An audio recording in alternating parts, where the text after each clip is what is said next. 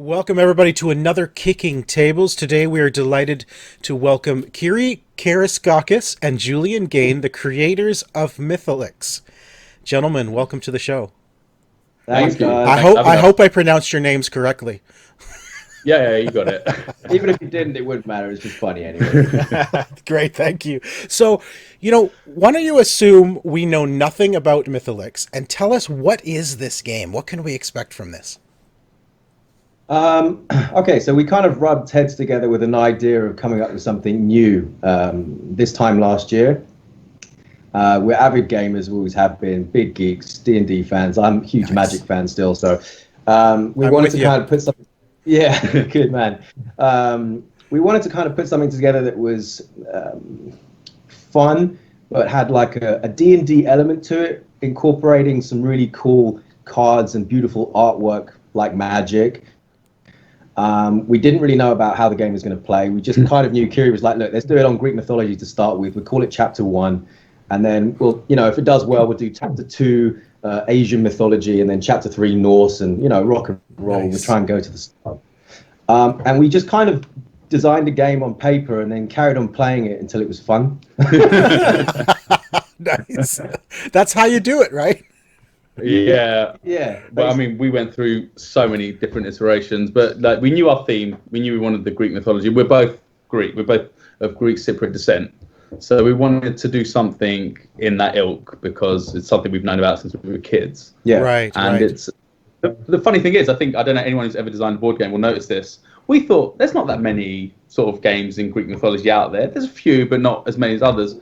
And then now it's just like on Kickstarter, they just seem to be pouring in. It's everything. Like, have the same idea at the same time. Yeah.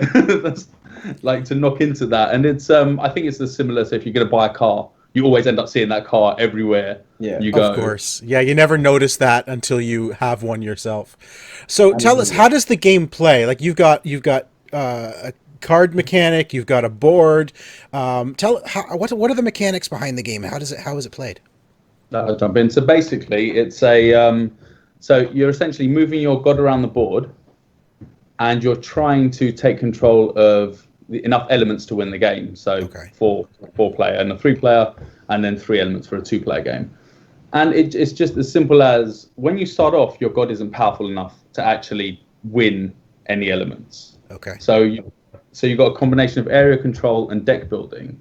So on the board itself, you can take over certain hexagons, and they give you different power boosts. So it could be more gold for every round. It could be like an attack bonus or a defense bonus or a movement bonus. And then there's cards. We have our power and mythical cards, which will allow you to you collect the card at the beginning of every turn, which you can then use to win battles or steal gold or move more around. So we've got so many variations of cards in there to It was like we always wanted to have this really fun thing. I'm a big fan of sort of the MMORPG kind of games where you start off with this like weak character and then you just got to buff them up. Yeah. And then we also wanted to incorporate the cool side of what Magic's done with all these different elements of gameplay and cards, and then kind of bring it together in like a D&D light kind of thing. And I think we kind of got it. So it's a combination of within the space of about an hour, 2 hours, depending on how many players you've got. You're starting off weak, you buff up your god, you've got loads of different ways to play the game, and then you can be like the annoying person that beats up other players. You can be the stealth character that flies around the board and just like goes do. You can be the tank that just sits there and just annoys everybody because you can't get to them or they're just too powerful. So we kind of wanted to incorporate loads of things, but make it fun, bring in elements, and also make it so it didn't take forever, like a D&D used to. I remember when I was a kid, I used to play that for like weeks. Oh, yeah. Big campaigns. Is weeks, yeah. So can't do that now, unfortunately, because our wives won't let us / kids. Otherwise we would. So this is kind of like, cup of tea, couple of whiskeys. And it takes about an hour. And I like how these guys play, whiskey while you're playing. It's my kind of players right here. It makes it more fun when you're kind of intoxicated. You're like, okay, let's go tank. Well, that's what the gods would have done anyways. They would have just been drinking and fighting. So that works out. How many gods are there in the game? How many gods did you actually include? We have 8 playable gods. Okay. But we have a lot of gods who come in through various cards. So we have some titans as part of our warriors. So our warrior cards and army cards are a permanent upgrade to your god. Okay. So warrior cards will give you a dice bonus. So you'll, instead of throwing two 6-sided dice, you might throw a 6 and an 8-sided dice, or a 12-sided dice, or the higher ones, a 20-sided dice. Attack buff. Yeah, so like a random roll attack buff. So if you imagine highest defense on the board is a 22 initially when you start off. If you get two 20-sided dice warriors, the odds are against, but you never know. Yeah. Then all of a sudden you can potentially throw 40, but at the meantime you can throw two. So, which has happened to me a lot. And the funny thing is, you were just saying about the whole how we play with whiskey and stuff. So we kind of wanted to make the gods true to their characters in ways. So like you've got Dionysos in the game as a card, and you know his power is, you know, well, he was the god of wine, so his power is basically you just get too intoxicated, you can't attack that turn. But you can stumble around and move. Do you know what I mean? So we've made it kind of correct to the characters. Do you guys have a favorite god to play as in the game? I love Hades. I love the artwork we've got for him, and I love it. I love him as well. Yeah, let's see if we can find our acrylic. Yeah, see if we can find some of these acrylics. Here we go. So this is our Hades. Let's see how well it shows up through the camera. Nice. Yes. Oh, yeah. That looks great. I love the acrylics. Your player pieces are acrylic with with the painted image on there. That's just gorgeous. Yeah. So let's see where where am I going here? That way towards the camera. Sorry, I've had too many whiskeys. Okay, here we go. So like. Oh, that's beautiful. That is awesome. So the artwork for the gods was designed by a chap called Genzo Man. I don't know if you've ever seen some of his artwork, but he does a load of stuff for like Zelda, Super Street Fighter. He's got a really cool design. And actually, just coming off onto like how we wanted to do it, we've got like, I don't know, 7 or 8 artists. No, I think it's about 9 or 10 now. Yeah. 9 or 10 artists on the game. Wow. Which a lot of people were shocked about. They were like, well, how come you didn't pick one and pick a theme? And what we wanted to do is, you know, entrepreneurs and startups, and especially artists, everybody got hit kind of hard.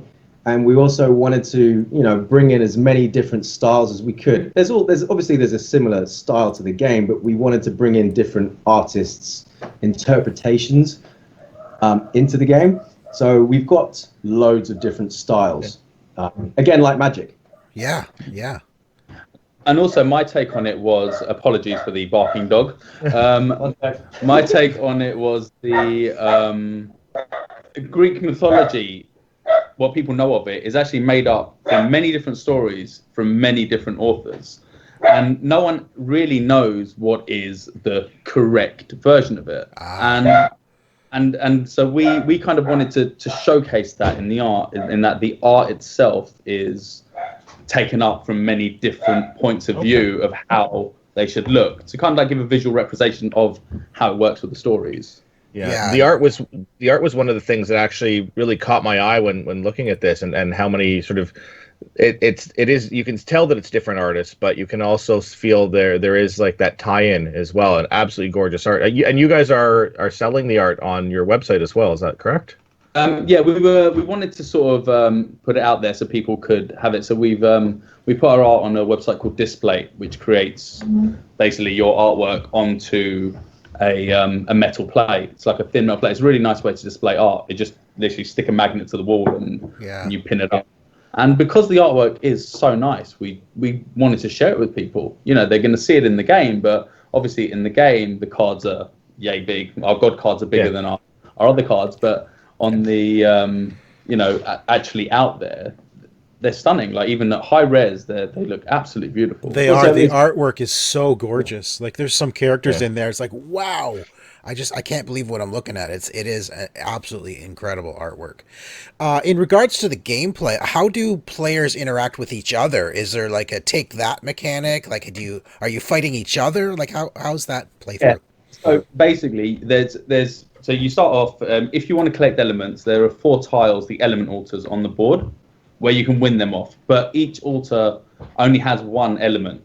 So unless you're lucky and get to every single one, if you want to win the game, you're going to really need to get it another way, and that's by fighting gods. Gotcha. So every god starts with an element. So essentially, in the entire game, on a 4-player game, there are 8 elements to be won, and the winner needs to get 4 of them. Awesome. So when you attack a god, which also has so the gods and the elementals have a 20 defense. So as you see, you can't get near that with 2 6-sided dice when you start off. Yeah, right. So and that's it. So the game, especially as it goes on towards the end, really encourages a bit of cat and mouse, where you've got some players with a strong defense will literally just sit there and be like, okay, try and attack me and I'll attack you back. Or other players might be, for example, Hades has a power that if someone tries to attack him, he can scarper away 2 tiles to get out of reach, which is one of the reasons I like playing with him, because it's a very nice. It's really annoying. It's very annoying. Whatever happens in the game, you can it's a bit of luck, obviously, because you've got the dice, but it's a lot of tactics depending on how you want to play the game. Right. So you can either go, the Conqueror, you can go power, you can go PvP, you can go tank. But whatever happens, you're definitely going to end up having to fight other players on the board. So there's a lot of kind of stuff. Table flip. We have some flip table cards in there, along the lines of swap one of your warriors with another god. So you can essentially, with that, take a 20-sided dice for your throw and give another player an 8-sided dice. So that's better. Yeah, we've made it so you can be doing really well. You can be going like, yeah, I'm winning this, and then just everyone else can gang up on you and use all their cards that will hinder progress, like return one of your elements or steal your gold. Or there's different ways. The Monopoly deal. Was it Monopoly deal? Yeah, Monopoly. Where you've got that card that just basically steals someone's entire set. Yeah, there's stuff like that. Really annoying. So with the different characters, is there a sort of a set strategy? If you pick Hades, is there a set strategy you're gonna go with Hades, or is it more you can sort of pick Hades and go with whichever one of those strategies you sort of want?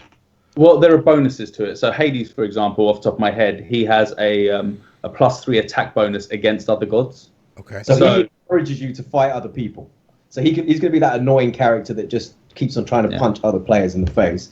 Whereas there's going to be other characters that are going to have a movement bonus? Well, no. So we have other characters that have a better +3 attack against the altars. Other ones that have an attack bonus against everything, and the other one has a stronger defense to the strongholds, which I will talk to you about them in a second. And so there's 4 types of gods, and then each god has their own personalized power. Okay. That is actually via getting cards. So it kind of angles you in a certain way to play, but you don't choose. Yeah, you literally don't need to do that.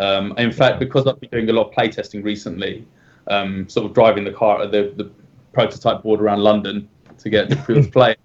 Every time I play, I deliberately play a completely different tactic, just to try them out. And I've not found one tactic that works better than others. It really depends who you're playing against. So it's a very fluid game in that you can't predict. You can't be like, you know what? Last time I played, I got these tiles, I got these warriors, and that's how I won.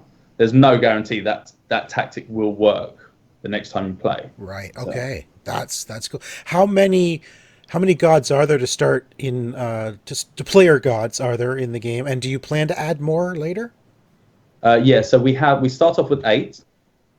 So yeah, we have eight gods that are dealt out to each player. So it's random who you start off with.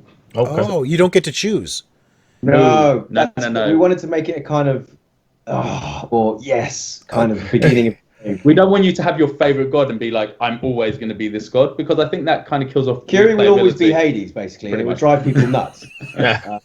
So we wanted to make it fun. We wanted to make it so it changes up, because we didn't want it to be a game where you play it once and then, I kind of get it. It's going to be like that. It changes every time you play.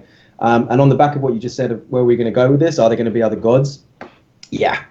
So we're going to put a little teaser in there. We've got an amazing artist called Sam Turner, who's actually now starting to draw some of the Asian mythology. Ooh. So we've got some of the most incredible Japanese gods that are going to be mixed into the pot a little bit later on. So there's going to be add-ons to the gods, there's going to be add-ons to the powers, there's going to be add-ons to the board. we're going to try and make it one of these evolvable games, which was always our plan at the beginning, like an evolvable board game. Yeah, we've not play tested yet, but I do have a thought of a fun game mechanic to add to the add-on, because we don't want to send add-ons that just literally are new artworks, because I don't think people get their value for money. I think if you're going to give an add-on, it's really nice to give a different way to play the game. Yeah. Right, actually change it up a little bit. Yeah, that's true. Yeah, and then a game I've played recently, Carcassonne. I've been playing my first Carcassonne with the kids a lot. I like how you can literally just take sort of expansions and take bits of it and be like, okay, I'm going to play this bit, but I'm not going to play this bit, and it's quite fun to have that. So R1, the way I see it is, some people with the new gameplay mechanic, if it works, because obviously we've got to play test it, that they'll be like, okay, we're going to use this time, or we're not going to use this, but we're going to play the whole game with Asian gods rather than the Greek gods. Yeah. And are you planning to be able to mix them? Yeah. Oh, good, awesome. Now I understand there's also legendary weapons in the game. Are they specific to each god? Do they get their own, or can anybody wield them? Anybody can wield them. Yeah. So we've kind of done a mashup. Yeah. So you can, you can have Artemis wielding Poseidon's trident. We're making it fun. We're not going to stick to the rules. Right. We're going to mix a bit, but at the same time, we have got it on the game so that you can read about the weapon. So there's a little educational part of it as well. So you're going to be like, I didn't realize you could use this. Well, but is there a bonus if Poseidon gets his own weapon? We don't have that initially because purely playing the odds. That it was one of the reasons we brought in the god's ultra power to kind of give an option to that. So we have a Power of Olympus card, and if whichever god gets that, they can then use their specific power. Yeah, we were thinking about exactly what you just said, like, to try and do that, but it was kind of like we played the odds. No, it was just more the odds of, like, you've got, for example, some cards, like there's 40 cards of the power cards. So the odds of like that player getting it, and it's that balance of trying to keep it fair, so that every player has the. Yeah, so we no, that wasn't something we thought of, but who knows? It might be something that comes in in a future expansion. Well, maybe there's a reason for Poseidon to go after the guy who has his own weapon, get it back. Well, we do have the ability to steal. There is stealing from cards other as well, players. So you can do that. All right. Are we going to see any like familiar villains in the game, like Medusa or Cerberus? Those sort of characters. Let me grab my our warriors are made up of titans, creatures, and heroes. So if I just knock them out quickly. Basically, yes. Yeah. They're all in there. They're all in there. Okay. It's not only that, because as a kid I used to love drawing mythological artwork. So I'll show you our Medusa right there. Oh my gosh. Oh, that's a gorgeous card. That is an awesome Medusa. Wow. And so she will, to give you an idea of what she does, she gives one of the dice becomes a 12-sided dice, and you gain an extra gold per round if you have one or more army cards on your player board. So the player board itself, which I'll show you. So there are mechanics where again, like with the trident with Poseidon, there are cards in the game that mesh well with other cards. Yeah. Wow. Okay. I'm telling you, the artwork on this game is absolutely gorgeous. You guys have done an amazing job. I'm super excited for this game. There's there's Cerberus. See? There's good old the bloodhound, the fire. Reminds me of my puppy. Actually, I'll showcase one more, because it will bring us on if I just talk to you about the Strongholds quickly. Yeah. So this is Kronos. Okay, nice. Okay. Wow. So additional power as well as a 20-sided dice. So he's a very good one to get hold of. He gives you a new Stronghold token. So one player will have a 5th Stronghold token. Again, these are all made out of acrylics as well. So we wanted to make everything really, beautiful. Yeah. So and they fit in with the board in such a way. I don't think. Can we pick up the board? Let's see. It's not the best board. I do apologise. We have a new one on order at the moment. It's one of the delays that's hitting us, actually. Here we go. There we go. So if you see our board, which was done by a great artist called Lily, who is Lily Yao. She's based in Canada. Our stronghold will fit on in such a way that you'll see they go from an 8 defense to a 13, so an 8+5. Oh yeah, Oh, Are dark. nice. And that will work on. So this one should look quite nice. So that's the. Yeah, oh, wow. that is so cool. That's a great mechanic. I love that. Love it. And that's what's so beautiful about the acrylic pieces too.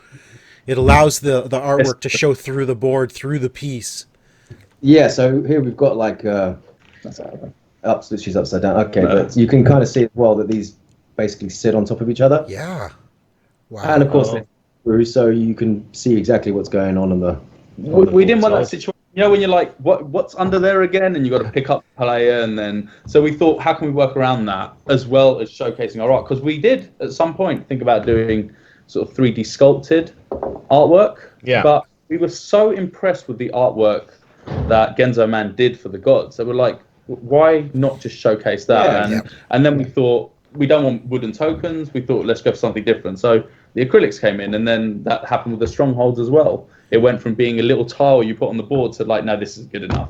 Let's go for something. Yeah. More. Well, the acrylics really give it that beautiful look too. It's very, because it's so clean, and yet you can put your artwork on it to keep maintain that beauty throughout the whole thing, you know. And it's so cohesive throughout the whole experience. Now, before we let you guys go, I want to know a couple of things. What was, like, when you're developing this game, what was some of the harder things to get right as you're play testing it? What didn't work? What did work? Can you tell us anything that didn't make it into the game because it just wouldn't work for you? I'll tell you what, the board, well, we'll start with the board, which initially started off as a kind of like a bit like Catan, where you can move it around and have different configurations. Okay. We had that. Literally had cut up bits of Sintra with artwork stuck on it, and we were moving them around, and all the pieces, it was like 4 cubes per section, and or 4 squares, and it was like, you know what, this doesn't, people didn't know, can you move diagonally, can you move right or left? It was like, you know what, let's get rid of that, change the hexagons. It was, definitely. Yeah, circles at one point. The board, so, board is the first thing that's really tricky, because there are so many different board games, and there's so many different ways of playing. You don't want to make it too complicated. And then deciding how big the board is, and little things like, you know, how big the board is, and then when you fold it, how big will the box be, and then how big will the box be, so that when you're shipping it will be over a certain size, so it costs more to ship. So there's all these different things that came into play. The weight of the board, like the board, the way we weren't going to use hexagons. We actually had this really weird sort of circular mechanic, because it was going to be like a circular Earth. That we trying to, it was nuts. I mean, but yeah. Yeah, and well, actually, the other thing was, initially when we started off, you know how I said you change your 6-sided dice to a 12-sided dice or 20? Yes. We didn't have the instead of. We had the you add. So we were rolling with like 30 dice. No, it was. I think it was. I think you had at some point you were able to throw 5 dice, and when you're sat there on every turn adding up the numbers from 5 dice.